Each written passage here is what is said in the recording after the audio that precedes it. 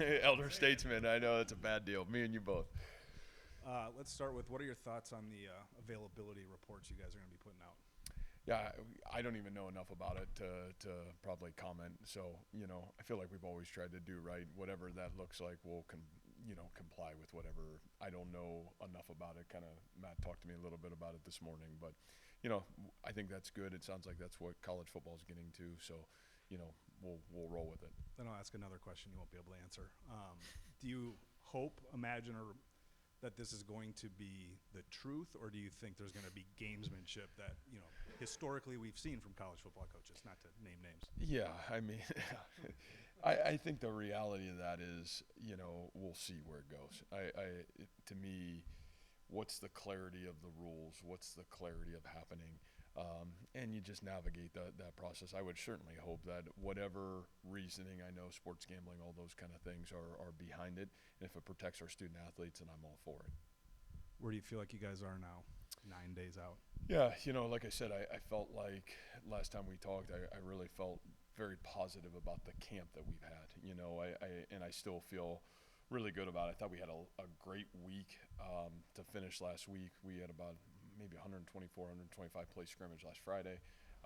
Man, we had really great competitive reps, and through that, I thought we had a great start to this week. And all those things is still the unknown, right? I mean, we've got this football team that there's a lot of guys that played, a lot of guys that got new roles, and you've heard me say this, Travis, a million times. Like, until the lights come on, until you're playing for something, it's still really hard to know where your football team is and really where you're at. But the competitive spirit of this group through the consistency of camp and really since the winter, I've really appreciated how they've worked.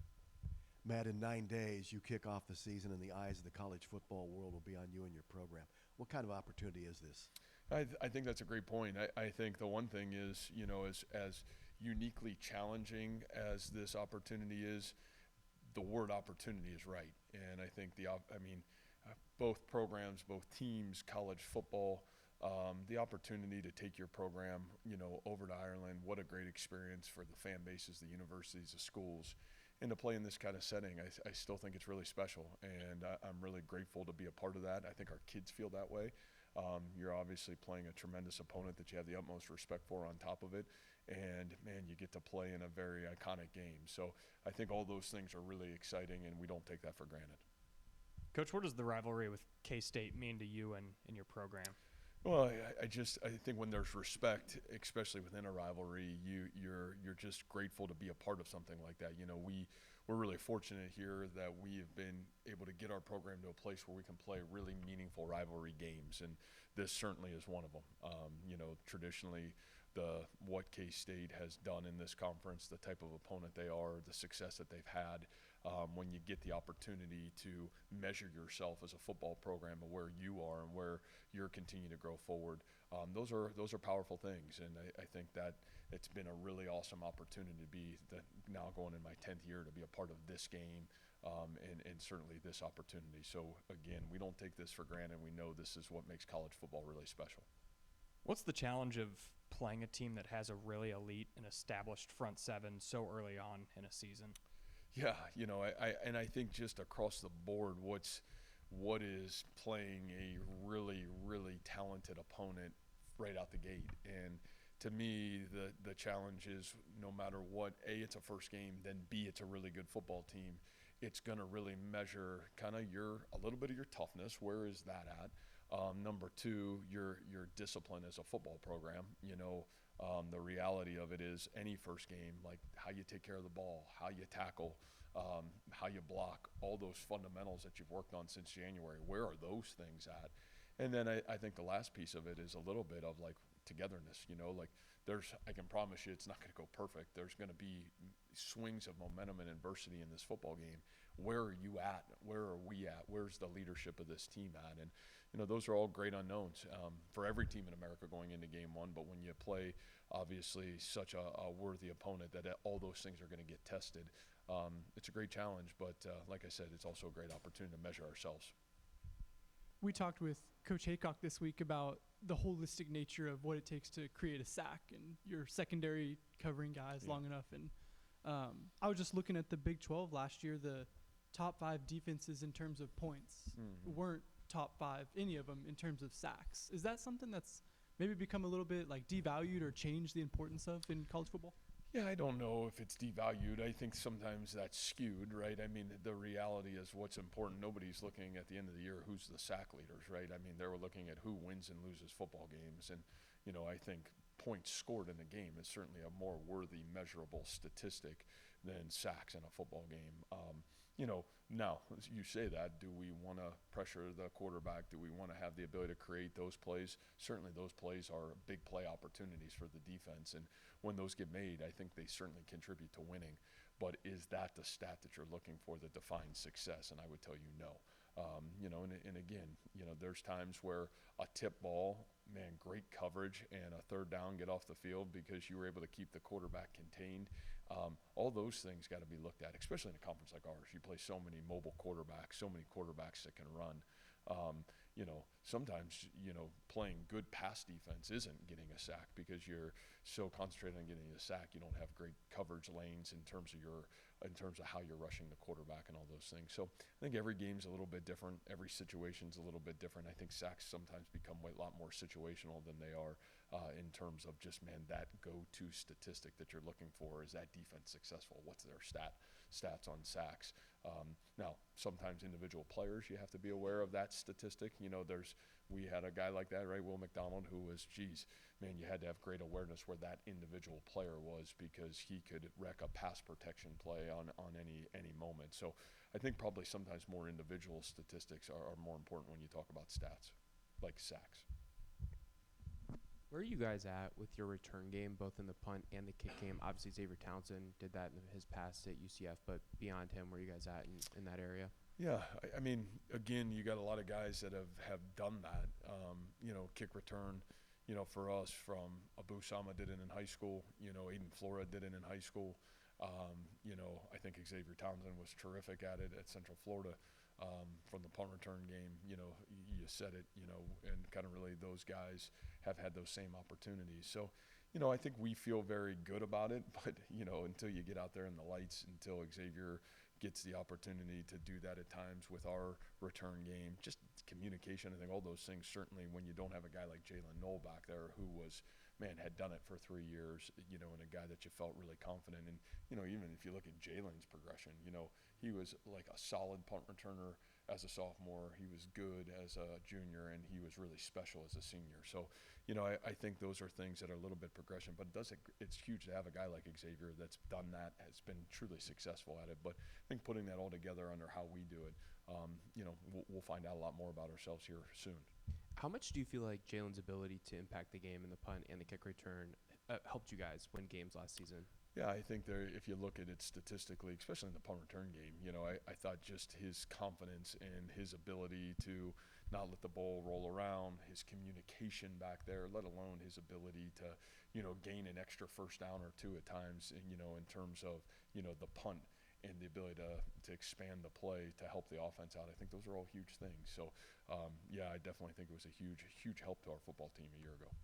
Matt, what do the next 9 days look like in terms of preparation for you and your team? Are there still scrimmages left? Are there still position battles to work through? Where exactly do you guys stand? Yeah, we won't have any more scrimmages. Now, we'll probably get some good-on-good reps. We did today in practice, and I think you have to going into the early part of the season. I think there's got to be consistency of getting good-on-good football. And, position battles, I know I've said this a lot with this team. I think, whatever we put out, whatever, depth chart, it's really hard right now, and I still think until we get to this first bye week, we're going to have a lot of competition for who's the starter, who's in critical moments. I think all those things are going to kind of sort itself out early in the football season. The great thing is you go to practice every day. I think that the value of practice, I mean, man, we may not even know who starts at a couple positions until what we see, what's the product of practice this week going into, game one. So I think that's the thing that's probably exciting, a little bit nerve-wracking, but the reality of it is I think more exciting for us because I think it shows that we've got some depth and got some guys that are really competing. And until we get out on that field and see what we are and where we're at, I think guys will start to separate themselves as real game reps kind of come into play as well. And with James and Neal, what are your thoughts on the way he handled last year being bounced around, and how has he grown since then?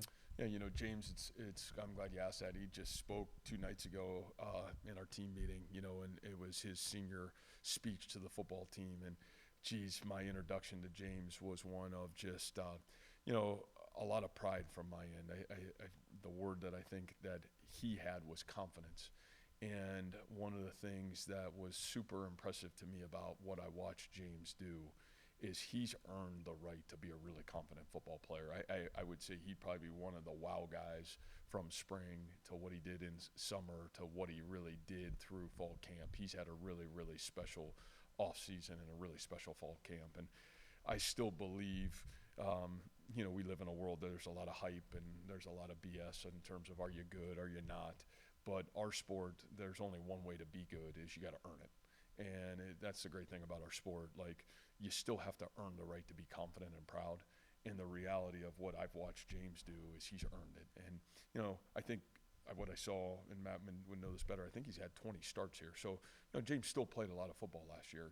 He was a great team player for the betterment of the football team. He never, not one time did he come to my office and say, man, coach, why is this going on? Or never complained, never made an excuse, just tried to find ways to get better. I think what James, even learned a little bit from Jalen a year ago, Jalen had a little bit of more season. Jalen played football in high school. Jalen played football for 4 years and had to be a starter. I think he just had a little bit more experience. I think some of the wisdom that Jalen helped James have was awesome. And I think the product is you're getting, in my opinion, one of the best linemen I've seen that we've had, and maybe since I've been here. I mean, he's had that good of camp. And so I'm really proud of him, and that doesn't mean it's all going to be perfect, but boy, I think this guy's got a chance to play football for a long time. He's worked really hard at it. Again, that's our sport, and sometimes we rob our sport of going through hard things and adversity. But, man, James never flinched. He just went and got better. And you're talking about a guy that only played 1 year of high school football. So, he had a lot of growth to go. And probably maybe in hindsight, maybe the greatest thing that happened to him last year is, having to play tight end, having to play start games at guard, have to play multiple positions, because I think it's brought his football knowledge to a really special level, and I think it's given him a lot of confidence. Building off of Alex's question about the return guys, how's the kicking game, punting game? I don't think we've asked you about that this off season yet. Is it still the same guys, or do you have a new kickoff guy, or how's that look? No, I would hope it's the same. I mean, those guys were tremendous a year ago, and I mean, I think statistically, our punter is the best in school history. Statistically, you had a phenomenal place kicker, and I thought Jace Gilbert was almost 74% touchback last year in terms of his kickoff rate. So I think our expectation of that group would be very high internally, and I thought those guys have all performed that way so far through fall camp. And what I love about all three of those guys, I mean, they're really motivated. They're all motivated to be the best. I think they all have elite traits and talent, and we're going to need those guys to be at their best for us to be the best team, especially early on. And you said there might be a couple of position battles that aren't solved until a game or 2, 3, whatever it is into the season. What are those positions, and who are the guys that you're evaluating there? Yeah, I think there's just it's probably for me to go through the depth chart is hard just because there's so many of them. I think you look on the O-line, I think we feel like there's 7 to 8 guys that can really start. Who's the best combination to start the game? How many of those guys rotate in the football game? I think that part will be really fun to watch. I think tight end position, again, there's so many guys that are capable of playing. What's the best role for those guys within the offense? Who's the starters? Who's playing in crunch time? I think all those things will be fun to navigate. Obviously, a wide receiver, I think that group's been really probably a surprise to us of maybe where some of those guys are and kind of just how talented we think that group's got the ability to be. How do we design an offense to showcase those guys and kind of put those guys in position to be successful? We know the talent at running back. I think that group, who practices the best, who's the guy, where are we at? I think that's going to be really fun to watch kind of unfold itself. D-line, I think that's sorting itself. I know I talked about Tama a lot. I think he's had a phenomenal fall camp. I think Ike, those two guys have been like super impressive to where they were even at the start of fall camp to where those guys are now. And I think there's some depth behind those guys that I feel really good about where we're at. The linebacker, you guys know who the linebackers are. I mean, how do you sort that out, right? I mean, by practice and game reps, in terms of my, who's playing, who's in crunch time. The nice thing is we feel like there's 9 guys that can really go play great football for us. Corner has been really fun to watch. That group, I mean, man, what Benny's done in terms of the last couple weeks, watching his growth at corner has been really awesome for us. Tez has had a great camp. And then safety, you got guys like Coop coming back. You certainly, Kaijon Cummings-Coleman has continued to do a great job. We talked about, Marcus Neal, what's going on there. J-Mo, those guys have all played good football. So I think that there's just a lot of competition for us to sit here and say, man, who, what, when, and where. I just think a lot of it, there's going to be a lot of guys playing early, and we're going to have to do a great job of kind of sorting it out on the run of who's playing the best, and in some critical moments, who are the right guys to be on the field. For linebacker, with the numbers that you guys have, do you look at that as mixing and matching, or do you go hockey lines and? Yeah, honestly, it's a great question. We talked about that a little bit on Saturday after the Friday night scrimmage. It's just what is the best way to do it? And, some of those guys have certain strengths that I feel like, type of flow of the game, where you're at, who you're playing. Maybe those strengths are a little bit better against this group, and some of these guys are maybe a little bit better against this group. But the reality of it is it's huge to have so many of those, even on special teams, right? I mean, the value that those 9 players bring to the table for us. I think early you're probably talking about rotating a lot of guys. Maybe it is the hockey change. But I think, as the game settles in and the games continue, I think finding the strengths of those guys and trying to do a great job putting those guys in the position of their strengths, I think that will certainly help our team. And you guys know this, man. We could be game 1 and you're down from 9 to 6 like that, and so we don't ever take any of that for granted. I think the reality is it'll all be kind of game to game and where we're at and what's going on. But I think we're certainly grateful that as tough as last year was at times there, the benefit is the experience and the confidence I feel like that group certainly has right now. You talked a lot about how your concern with this trip isn't playing on that Saturday, but how you guys respond when you come back. Is the preparation for that concern already started, or is it on the back end when you guys? No, I honestly, I think it started in fall camp. And I know I said this, Travis. I think like that started for me when we knew we were playing for this game. Before we even laid kind of out, how are we going to practice in spring ball? How are we going to practice in fall camp? Man, what are the things that you have to talk about in nutrition and sleep and all those things? And again, we're dealing with 18 to 22-year-old kids. Like, are we really driving those things home? Man, I hope so. But if you want to have the ability, at least we found the answers. Now you got to choose to make the right decisions and follow the right guidelines to give yourself the best chance and to handle it both on the front end and certainly then equally on the back end of it. So I think all of it has gone into planning, the how to. But again, doing it and executing it are 2 different things. I think we have a really good plan. I'm really proud of what the work that so many people did behind the scenes to prepare for it. But, the execution of it is really where you'll find success. And again, time will tell. With K-State being your first opponent, have you sensed a different fire amongst your team with a rival opponent, a Big 12 opponent, a national spotlight game in the preseason as they enter your 10th year here? Yeah, that's a great question. I think certainly as we get into this game week, that will probably, rev itself up. The reality of it is if you don't worry about yourself, then you got real problems. And my number one focus, and I hope our kids' number one focus, has been really in the mirror. And we don't know what K-State's going to do. It's the first game. You got no idea. They got a new offensive coordinator. Man, they've played multiple defenses for the last 4 to 5 years. And so you're playing a first game, and I don't care who your opponent would be. There better be great focus on you. And, I think that it's easy to get caught up in all that. We certainly respect that, and we're certainly excited for the opportunity. But really the focus has been internal. We've got a lot to prove to ourselves fundamentally. We got a lot to prove to ourselves on building this year's team. We've got a lot of questions we have to answer. And, no matter what they do or how they do it or what environment or what continent we're on or wherever we're at, we have to play a 60-minute football game, and the reality is the score will be a positive for us if we execute our details. And so, you know, I think it's really tried to hone in on that. I think you have to at the start of every season. I don't know how you can go down that road, which makes the emotions of a rival game. And, you know, one thing we've had to live that here. You know, we live a rival game early in the season, and I always think that's a unique challenge because it's just different, right? It's different when you have to play it so early, and there's so much emotion and there's so much season left to play that you can get caught up and all of a sudden make a lot of mistakes, and those mistakes can be debilitating early. So, you know, I think our focus has really been internal.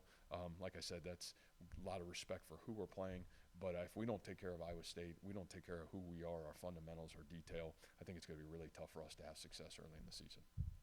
In terms of meeting spaces and practice facilities available in Ireland, do you expect anything about your normal game day routine to change? I know, I don't. You know, I think one of the positives for me is, you know, last summer I got a chance to at least go over there and see the space for 2 or 3 days.